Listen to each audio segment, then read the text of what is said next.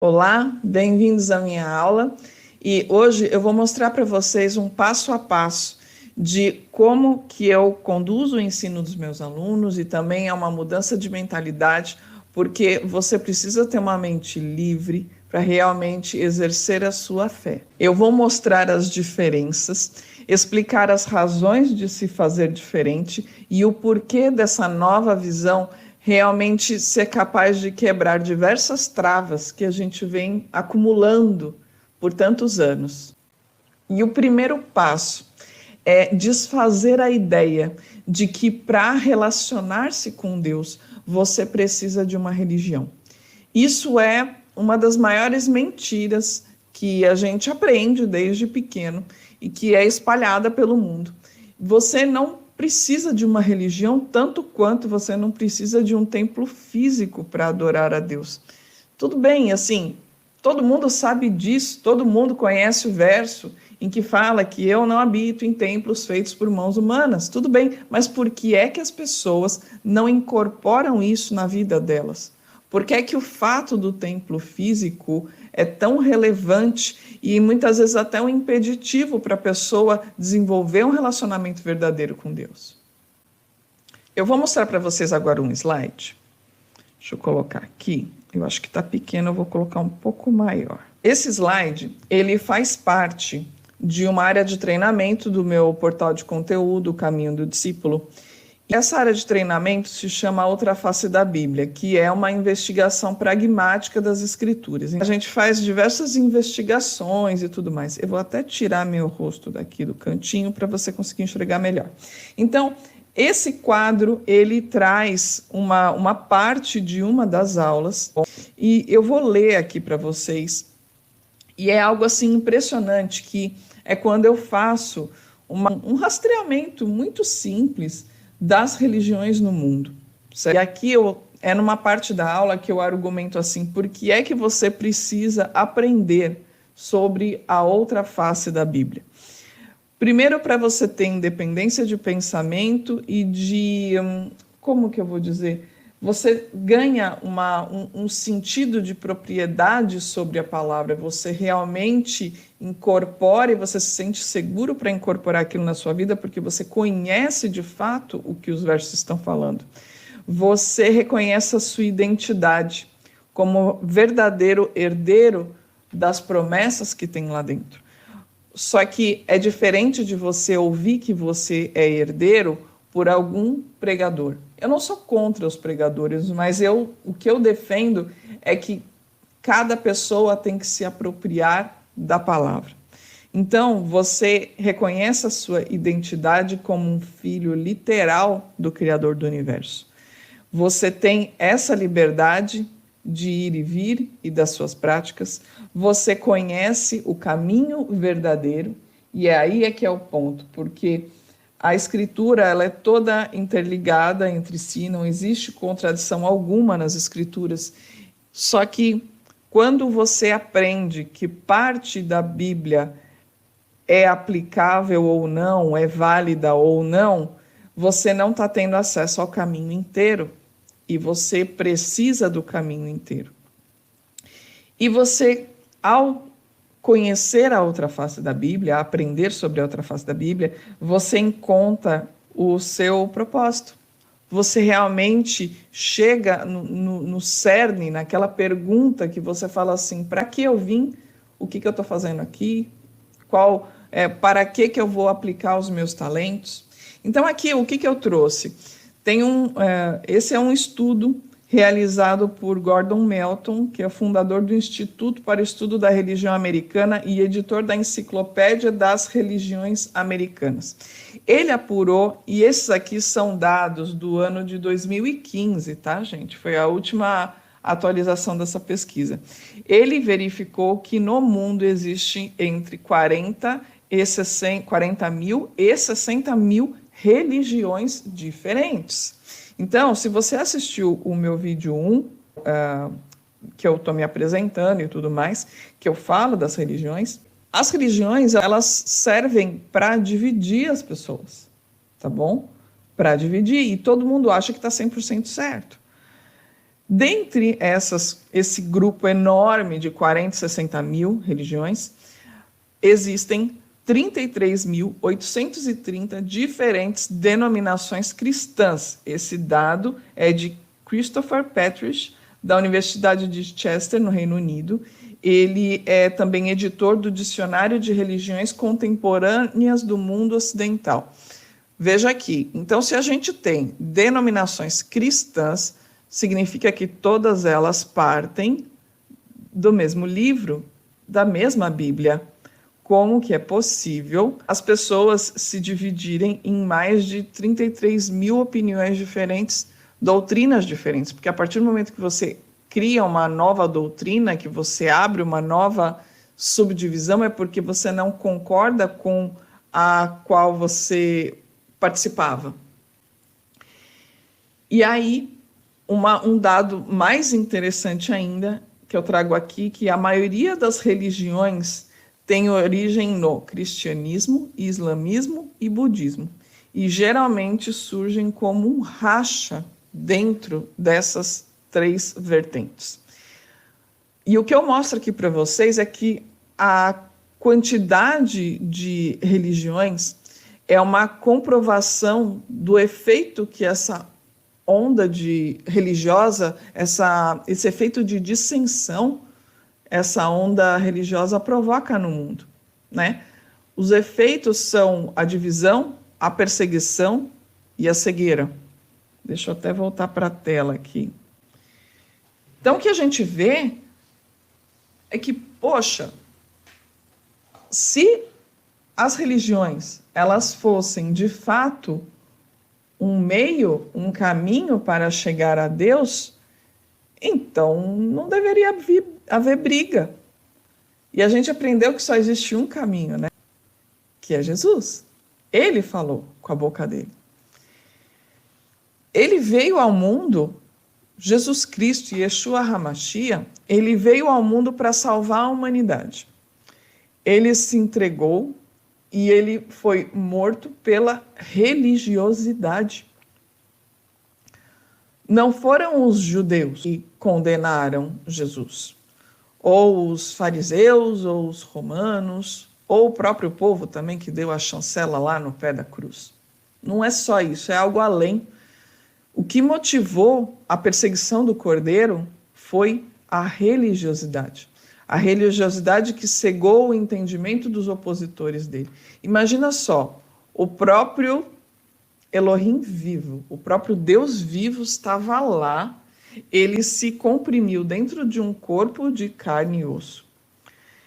Ele estava na frente deles, manifestado, falando o idioma deles, andando com eles, aparecendo na frente deles, mas nenhum deles foi capaz de enxergar. O dono da vida, o caminho de tudo, o autor da criação estava ali. E eles não foram capazes de enxergar, porque eles estavam presos, a mentalidade deles não era livre, eles estavam com travas terríveis de discernimento, eles não tinham discernimento. Vejam só, se toda aquela geração ignorou o maior milagre do universo, o autor de tudo, aquele que interpretava a Torá com maestria, aquele que trouxe uma aliança renovada e um pacto melhorado para a humanidade através do seu sacrifício e do seu sangue. Logo eles que tiveram a presença de Jesus, de Yeshua, lá junto com eles que tiveram isso, e eles negaram, e eles condenaram. O que a gente vai dizer de uma geração que convive com mais de 60 mil religiões diferentes no mundo? A gente está no mato sem cachorro, ou com o cachorro bravo, não sei. De um lado você tem mais de 60 mil religiões diferentes, e do outro lado você tem um livro, uma base. Onde você acha que está a verdade? E aqui o problema não está na Bíblia, mas o problema está que você não aprendeu a estudá-la do jeito certo. Essa forma que o Mashiach, que Jesus mostrou, é a forma certa, mas isso também foi distorcido. Para mim, tudo mudou quando eu conheci a Torá. Se você viu um primeiro vídeo de apresentação, que eu falo de mim e do propósito do canal, eu nunca tive religiões, assim. Eu tentei praticar várias, mas eu nunca me fixei em nenhuma. Mas eu não sabia estudar a Bíblia. E por isso também eu não tinha noção da importância de você saber estudar a Bíblia. Muda tudo na sua vida. Você realmente tira a venda dos olhos e você começa a enxergar um mundo diferente. E como esse é um vídeo de passo a passo, o segundo ponto que eu quero trazer para vocês é que eu ensino você a realmente conseguir conversar com Deus, com Yahuwah, através da sua palavra. Só que para você conseguir fazer isso, você tem que aprender a dividir a palavra dele, a setorizar a palavra dele corretamente. E não é da forma convencional que a gente vê de Antigo e Novo Testamento. Não tem nada a ver. Quando você divide em Antigo e Novo Testamento, você apaga o peso que o Antigo Testamento tem, porque tudo que está sendo dito no Novo Testamento é uma repetição, é uma pincelada do que está no começo, tá? Então agora eu vou mostrar para vocês. Esse aqui é um outro slide em que eu mostro, também na área de treinamento a outra face da Bíblia. Eu vou aumentar para vocês aqui. Vamos ver se dá, se a minha cara não fica aparecendo. Aqui. Nesse slide, eu explico a divisão, a setorização correta das Escrituras. Então, eu digo assim, que as Sagradas Escrituras, elas não podem ser divididas em Velho Testamento e Novo Testamento. Primeiro que essa forma de você falar velho, você está até... é uma palavra até depreciativa, né? Das Escrituras. E o mais apropriado é você falar setorização, que a setorização correta está em Torá, que é o Pentateuco, que são os 5 primeiros livros. Aí depois a gente tem Profetas, e depois a gente tem Aliança Renovada, certo? Que começa a partir dos Evangelhos. O que acontece aqui? Para o público cristão, em sua maioria, Torá é associado a coisa de judeu. Mas Torá é uma palavra que significa instrução, ou também é traduzida como lei. Certo? Não significa que a instrução, a lei, é o livro de Gênesis inteiro, o livro de Êxodo inteiro, o livro de Levítico inteiro. Não, não é isso. A Torá é instrução e significa que as instruções de Deus, do Criador, elas estão dentro desses livros, elas estão ao longo desses livros, em meio ao texto, tá? Aí é que está a diferença. Eu falo direto nos meus vídeos, em live e tudo mais, em aula, eu sempre explico que se você tem uma Bíblia em casa, você tem uma Torá na sua casa. Aí a gente vê, tá, então, todo mundo tem uma Torá em casa. Sim, todo mundo tem uma Torá em casa. Logo, eu fui em hotéis e coisas assim, que em alguns lugares eles colocam apenas os evangelhos. Só de Mateus para frente. E isso é, assim, é um absurdo, porque você não pode desprezar a palavra de Deus. E quando você começa a compreender e ter essa visão de que a palavra, ela é una, ela não pode ser dividida, ela não pode ser desprezada. Quando você, por exemplo, foca apenas nos evangelhos, você vai usar o livro de Salmos como se fosse aqueles livrinhos de gotas de sabedoria. E tanto Salmos como Provérbios, você vai lá e faz aquela consulta. Eu vou te dizer que é impossível você compreender a profundidade dos evangelhos sem você decifrar o Antigo Testamento, sem você aprender a investigar o Pentateuco, que é a Torá. E talvez você não goste de ouvir isso. Mas se você focar apenas nos evangelhos, você não vai conhecer o verdadeiro Cordeiro. Você não vai conhecer o verdadeiro Salvador, o verdadeiro Jesus. Porque tudo que ele falou, ele estava citando a Torá, ou Pentateuco. Tudo que ele ensinou, a toda a cura dele, a cada ensinamento dele, toda a palavra dele, o comportamento dele foi um espelhamento e uma representação perfeita e completa da Torá. E realmente a minha intenção não é nem descredibilizar ninguém e não quero que você se sinta incomodado com o que eu vou falar. Não interessa quantos anos você tenha de caminhada na fé, você ainda não conheceu ele, você não tem intimidade com ele se você não conhece a Torá.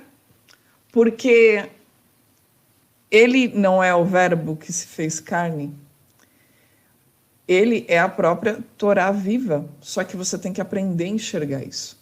Realmente muda tudo, muda completamente. Chegamos ao terceiro passo. E o terceiro ponto a ser mudado e a ser trabalhado é a sua mentalidade. Porque para ocorrer essa grande transformação na sua vida, é a sua mente que precisa mudar. Você tem que aprender a pensar diferente. Tanto que a palavra diz que você tem que morrer e nascer de novo. Ou seja, tudo que você é, que te compõe, o seu ego, o seu conceito de quem você é, tudo isso tem que mudar. Por isso que você morre e nasce de novo, você vira uma nova criatura. E isso vai começar pela sua mentalidade. Não dá para conhecer o verdadeiro Jesus Cristo, Yeshua HaMashiach, quando você tenta encaixá-lo dentro dos seus padrões de pensamento, dentro da sua régua moral, dentro das suas concepções. Por exemplo, quando a gente vê representação de foto de Jesus com um manto vermelho. Quando você conhece realmente o caráter de Jesus, de Mashiach, Mashiach significa Cristo, tá bom? Porque Cristo vem do grego e Mashiach vem do hebraico. Mas quando você conhece o caráter dele, o pensamento dele, o modo que ele vivia e que ele operava e que ele procedia, você compreende que ele não usaria um manto vermelho e ele jamais ficaria com a cabeça descoberta. Então, detalhes que compõem o todo. Você precisa realmente aprender a pensar diferente para você compreender a essência do Cordeiro e compreender o que ele está falando e compreender todas as dicas e chaves que você tem no texto. E aí eu digo mais, não é ele, Jesus, o Cordeiro, que tem que ser encaixado dentro de você. É você que tem que morrer para que ele te dê a vida habitando dentro de você.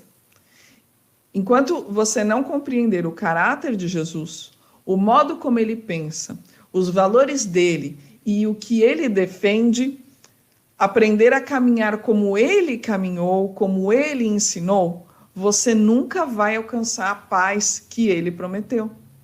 Não tem como fugir disso. Veja só, se o ensino dele fosse tão suave, tão doce assim, os apóstolos seriam adorados e aclamados em todos os lugares. Veja como os apóstolos, eles eram disruptivos. Paulo, eu admiro demais Paulo. Paulo, Shaul, né, o nome dele, ele criava o caos onde ele ia. Ele criava revoluções onde ele ia.